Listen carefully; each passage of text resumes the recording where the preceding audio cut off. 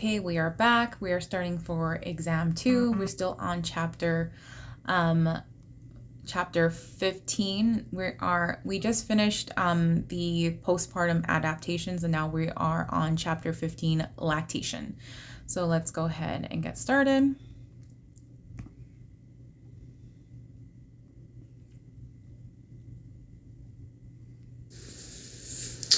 All right, we're going to talk a little bit about breastfeeding. This breastfeeding is kind of interspersed throughout multiple chapters. So lactation or breastfeeding, lactation is the secretion of milk by the breasts. So milk is secreted through the mammary glands, which are located in your breast. Milk production generally begins around the midpoint of pregnancy, somewhere between 16 to 22 weeks. And so you'll see, like, some ladies in the shower will notice, what comes out first is that colostrum. Okay, so why did I say in the shower? Why would it appear more in the shower than other places? Typically, showers are warm, and warmth vasodilates and stimulates milk colostrum to be released. This is an important concept as we go to discuss when we want to suppress or promote breastfeeding. So yes, you want to promote warm. You want to suppress cold. Which that protein-rich fluid is thick. It comes out in small amounts, but it's kind of all the nutrients that the baby needs in the first few days of life. And then typically around the third or fourth day, mom's milk will start to come in. So the body starts producing larger amounts of breast milk 2 to 4 days after giving birth, immediately after birth, or approximately 1 week after giving birth. Oh my God, what did we say? Typically appearing 3 to 4 days after birth. So what, 2 to 4 days after giving birth? I don't know. I think it's like a week. I don't know. Anyway, let's just try. So that's correct. 2 to 4 days after giving birth.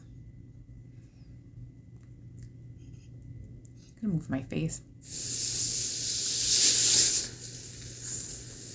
And it's just all interaction of progesterone, estrogen, prolactin, and oxytocin. So it's this kind of beautiful dance of increasing prolactin and getting this milk to the baby.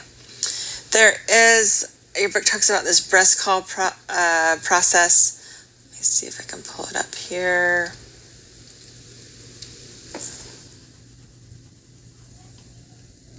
So this is when the baby will naturally kind of gravitate down to the breast. This is why skin to skin is so important.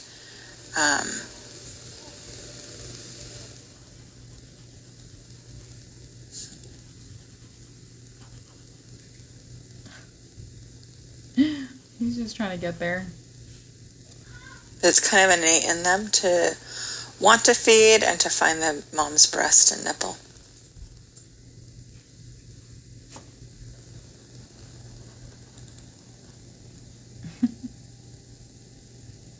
Look at that eye contact.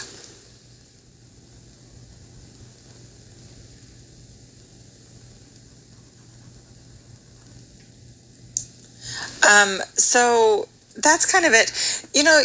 I'm going to give a little bias here real quick, but people will see videos like that or just think how natural it is, or they see these moms who have a 4-month-old or 5-month-old breastfeeding, and it looks so natural and so easy, but most patients are surprised at how much work it is and how much effort it is and how hard it is those first few months, right? That first month or 2 months can be really hard with a lot of painful, like cracked nipples, and it takes a lot of work and a lot of effort, and it's not as natural as you think it's going to be. And so people get discouraged. There we go. So there's a lot of education in that too, that we want to make sure. The breast call it's true, it happens, it's beautiful, but it's also not always, and it's not always that easy type of thing. So a lot of our education and a lot of our roles as a nurse or as a lactation consultant would be to kind of teach them, how to navigate through breastfeeding. But just physiologically, the newborn sucks on the breast, which stimulates the pituitary gland, which causes the release of prolactin, which is what makes breast milk, and also causes the release of oxytocin, which is what contracts the uterus, right? So both of these are super important. If you're like me, you didn't know this was a drawing at first, and I was just like, what is going on? But the brain is getting stimulated to down here to produce the, there's like the feedback loop here. So baby sucking goes up and tells the brain, hey, you need to produce some breast milk. And so then the brain will then produce, the hormones will be released and will produce breast milk. Are we done? No? Okay, prolactin aids in making and stimulating release of breast milk, and that is true, right? Correct.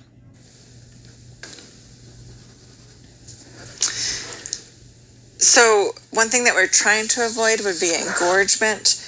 This is the process of the swelling of the breast. So swelling of the breast tissue due to an increase in blood and lymph as just kind of a precursor to lactation. It really is just relieved through emptying, right? So a lot of women, you'll hear them like, oh my gosh, my breasts are engorged if they haven't had a chance to feed their baby, especially when their milk comes in. If they're not feeding regularly, then they'll feel that engorgement, which is just a really tight, full feeling. It can be really have a lot of pressure, it can be painful.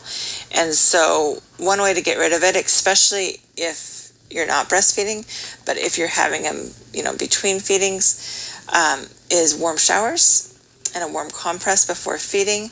That will help with the letdown and let the milk come out. Or you can put cold compresses on between feedings if you're breastfeeding. If you're not breastfeeding, then you're going to want a tight supportive bra. Some women will even put on like a sports bra or like an ACE bandage to wrap around them. You can put ice on your breast and then just avoid breast stimulation if you're not breastfeeding. Okay, so client has decided not to breastfeed. What education should you provide to the client? Tell her she's a bad mom, right? Tight supportive bra. Tell her to avoid breast stimulation and ice packs. What?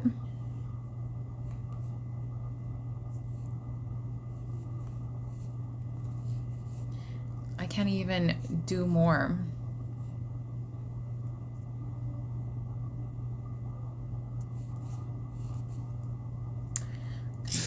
The biggest thing here is, back a while ago in the 80s and 90s, there was a huge pressure for breastfeeding, and there still is. Breastfeeding can be a very hot topic, very sensitive topic. There's a lot of judgment that goes around breastfeeding, but really, we just want our babies fed, right? So breastfeeding is the best. You're going to get mom's antibodies. It's natural.